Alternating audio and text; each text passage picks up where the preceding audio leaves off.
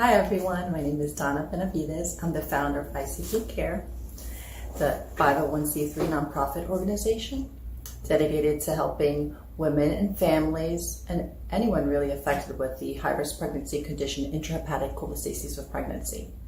So I'm very excited to have today with us in our Facebook Live Dr. Laura Bonebrake, and she is a board-certified OBGYN, and she's also one of our board members for ICP Care.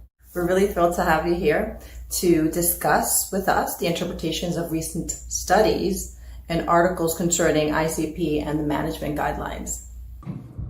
Hi Donna, thanks so much for having me tonight. I'm doing well. So you are a practicing OBGYN and also experienced intrahepatic cholestasis of pregnancy during your pregnancies. As you mentioned, I'm both an OBGYN as well as a mom of 4 wonderful cholestasis babies. So I think I bring to the table a little different perspective in that I both treat moms with cholestasis in my job, but I also know what it's like to have cholestasis and the kind of aspects of that that are not in literature, you know, the emotional aspects. And so I think I bring that side of things to my job. I also feel this has helped me to really stay up on the literature with cholestasis because it's something that I'm personally linked to. And so it's a rare disorder that some OBs will only see a few times over their career, and it's something that I've tried really hard to stay up to date on. So I am excited to bring that knowledge to the ICP Care organization as a board member and to help out doing things such as this Facebook Live, where hopefully we'll answer some of the questions that people may have about cholestasis. What are the current guidelines from the U.S. organizations such as ACOG about active management of ICP? So in the management of cholestasis, there are basically 2 main proponents of active management of cholestasis. The first proponent is treatment with a medication called ursodiol. So ursodiol is a pill that you would take a few times a day, and it's basically a bile acid, but what it does is it binds the other bile acids that are affecting the fetus. And so that's a medication that you would take that helps bind the bile acids.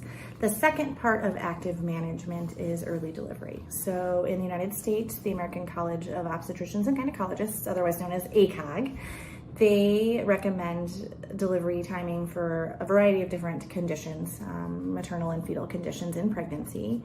They have decided that the optimal delivery timing for cholestasis pregnancy is in the 36th week of pregnancy. So anywhere between 36 and 0.7 days of pregnancy to 37 and 0.7 days of pregnancy is when delivery should occur. So both of those things together are what we call active management and are recommended for cholestasis pregnancies. There have been a few published articles in Lancet regarding management of cholestasis of pregnancy. The first article published in February of 2019. This one in particular looked at risks of stillbirth in cholestasis of pregnancies. Can you discuss their main findings with us, please? So this first study that we're discussing in the Lancet was basically a systematic review. So they looked at many different studies that are out there looking at outcomes of pregnancies with cholestasis. And what they did is they looked at a bile acid level where they could see if that was a level where there would be increased risk to the pregnancy. And so they kind of zeroed in on a bile acid level of 100. So over a bile acid level of 100, they found their stillbirth risk was increased to about 3% in those pregnancies. But one of the reassuring findings of this study is that below a bile acid level of 100, that the risk of stillbirth was quite low and actually similar to a pregnancy that was not affected by cholestasis. So this is a very reassuring finding, I think, for our community. Have the recommendations of delivery timing changed based upon the study? In the United States, the delivery timing recommendations have not changed based on this study. So ACOG still recommends that delivery in that 36th week of pregnancy. And that is regardless of kind of where the bile acid levels are. So if you look a little closer at the study in the Lancet, many of these women were delivered early. There was about a 25% chance that these women were even delivered preterm, and a lot of that was what we call iatrogenic preterm delivery, meaning they were delivered early on purpose because of the risks of cholestasis. And so in the study, many of the women were delivered preterm, and so the authors even state in their study that even though the stillbirth risk is very low if the bile acids are under 100, that you also have to take into account that many of the women were delivered early. And so you can't really take that piece of the puzzle out and say that you're not going to deliver women early, but you're still going to have a low stillbirth rate. We know that stillbirths in cholestasis pregnancies occur a lot more frequently towards the end of pregnancy, which is where the early delivery recommendation comes from. And so the authors themselves agree that early delivery should still remain part of the treatment of cholestasis. This has caused a lot of confusion among our ICP community and among healthcare professionals. And I really do hope that this Facebook Live is going to shed some light and help clarify the misinterpretations. Yeah, on the ICP Care pages, we see a lot of confusion. Some people are told by their physicians that they don't need to be delivered because their bile acids didn't hit that 100 level. And in the United States, what we would say is we are still recommending early delivery. So that is still a recommended protocol in the United States, regardless of kind of where the bile acids are. But that does come up quite a bit, that people feel they don't need to deliver if that level stays below 100. Are there different interpretations of delivery timing based on the study of ICP in different countries? So that is basically how the United States had interpreted the data. Different countries are interpreting the data a little differently. In the United Kingdom, they're able to get bile acid results back a little quicker than we are here. Here when you have a bile acid test performed, it can take up to a week to actually get the results. And so in the United Kingdom, they're able to get results oftentimes within 24 hours, keep a little closer eye on bile acids. And so they have interpreted the study there that early delivery may not be as necessary of a part of the treatment if you can kind of follow bile acids really closely. And so here in the United States, with it taking a week for a turnaround on a bile acid test, the fear would be, what are those bile acids doing over that week? Are they increasing greatly? And so basically early delivery is just still a part of the treatment in the United States. What is the best approach for a patient who has a healthcare provider that is misinterpreting the study and wants to wait past 37 weeks to deliver their baby? So if a patient has a provider that's not wanting to deliver them early, I think the best place to direct them to would be start with ACOG. Most obstetricians in the United States follow ACOG recommendations. So those have not changed and still recommend delivery of the 36th week. So I would direct them there. You could also direct them to the ICP Care website, as we have in-depth discussions about both of these studies that we're talking about tonight. So there is some information on the webpage about the interpretation of those studies. And so you could also direct them there. The other trial published in Lancet in 2019. So this trial studied whether the use of ursodeoxycholic acid or ursodiol decreased adverse perinatal outcomes. Can you outline the basic premise of this study?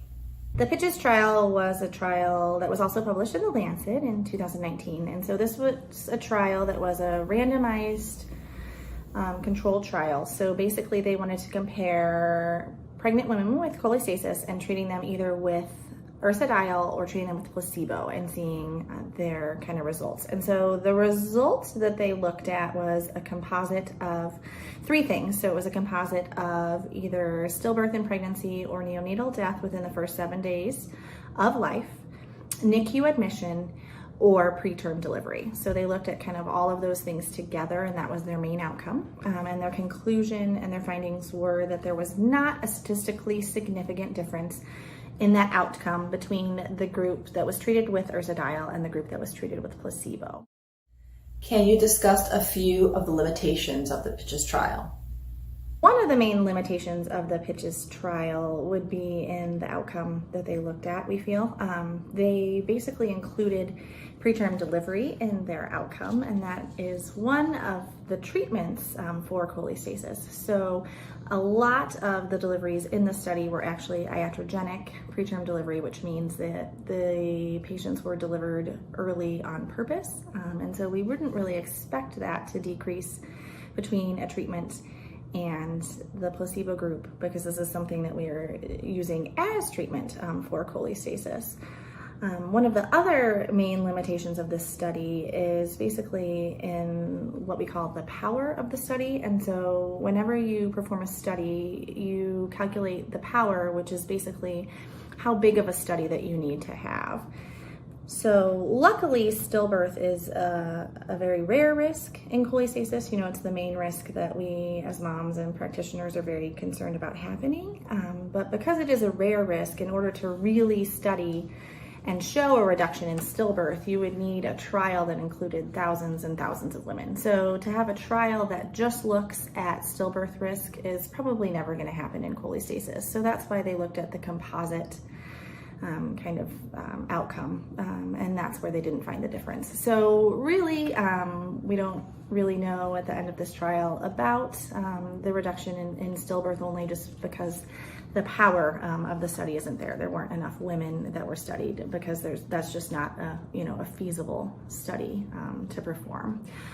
So those were kind of some of the main concerns with the trial. There also is a concern that some of the control group may have gotten ursodiol earlier in the pregnancy before being randomized into their group, so they might have been a partially treated group.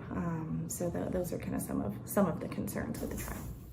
Have the recommendations for the use of ursodeoxycholic acid, or ursodiol, changed in the United States based on this trial? So both of these trials came out in 2019, and so far recommendations in the United States have not changed. So it is still recommended, both the parts of active management, so the treatment with ursodiol and the early delivery. So both of those proponents are still recommended for treatment of cholestasis pregnancies in the United States.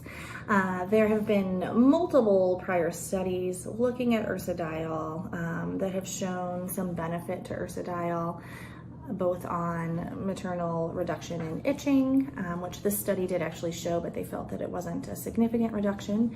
There have also been some studies looking at ursodiol on things that are thought to lead to the stillbirth in pregnancies with cholestasis, and some of those things have been improved with ursodiol. So one of the theories behind the stillbirth is an effect of the bile acids on the fetal cardiac cells, and ursodiol has been shown to be protective of that. It's also been shown to increase some of the bile acid transporters, to transport some of the bile acids away from the fetus.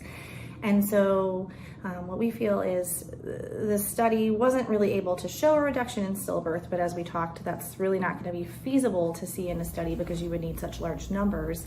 But that multiple prior studies have shown so many benefits of ursodiol that ursodiol is still recommended in the United States as treatment for cholestasis. I also wanted to just comment on just a big misconception of the use of ursodeoxycholic acid. So it's fair to say that there's a misconception that the medication is only meant to help ICP moms with itching. So yeah, misconceptions about ursodiol we see a lot also on the ICP Care web pages, that a lot of women are told they only need it to help with the itching, and a lot of times they bring up questions of, does it protect the baby? So I think this is one of the other misconceptions that's out there. There is a lot of different information out there that does show ursodiol has a lot of different benefits besides just helping with the itching. So it has a lot of benefits for the pregnancy and for the fetus. And as discussed tonight, we may never be able to prove that it helps prevent stillbirth, but there are just many other benefits besides just helping with itching that are out there. So one other topic that becomes confusing sometimes is regarding diagnosis of cholestasis of pregnancy. There are multiple different bile acid tests on the market that are used for diagnosis. And sometimes the reference ranges of these tests are suited for non-pregnant patients. So can you please discuss the recommendations for diagnosis.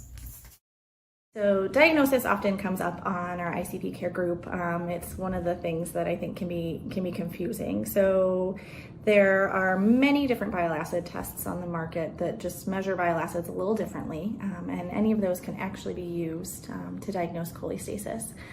So what gets confusing is each of those tests have a different reference range. Some of their reference ranges are between 0 to 8, some of them are between 0 to 10, some of them are between 0 to 19. And so a lot of times women will get a result on one of these tests that's in the normal reference range and thereby not be diagnosed with cholestasis. So basically, the Society for Maternal Fetal Medicine, known as SMFM, they have come up with their level for diagnosis of cholestasis, and they've put this level at 10. And so that was based upon many different studies that looked at the comparison of bile acids in a normal pregnant female with a pregnant female with cholestasis and looking at that level. And they showed that pretty significantly above a level of 10 was where you could say that most likely that was abnormal and cholestasis. So their level is 10, and where diagnosis should occur. So even if one of the bile acid tests is performed that has a reference range that's 0 to 19, that should be ignored in a pregnant female, and you should use the level of 10. So 10 and above should be diagnosis, because that reference range was based upon a non-pregnant female. So we would like to just clarify that a little bit, because that comes up quite a bit, that women end up not being diagnosed because their levels were within the normal range for what that test is, but really 10 and above is cholestasis. Thank you so much, Dr. Laura Bonebrake, for your time to discuss. Thank you so much, Donna, for inviting me to talk. Hopefully we've clarified some things for everybody, and just thank you for making the ICP Care webpage and the group and the organization. It's just such a wonderful wealth of knowledge that's out there that really is a help for patients with cholestasis, providers, and so yeah, I would just direct everyone to that webpage. Thank you so much. We will now take some time to answer some of your questions you may have regarding the discussion. So please enter your questions in the comments section on the Facebook Live. icpcare.org. Thank you.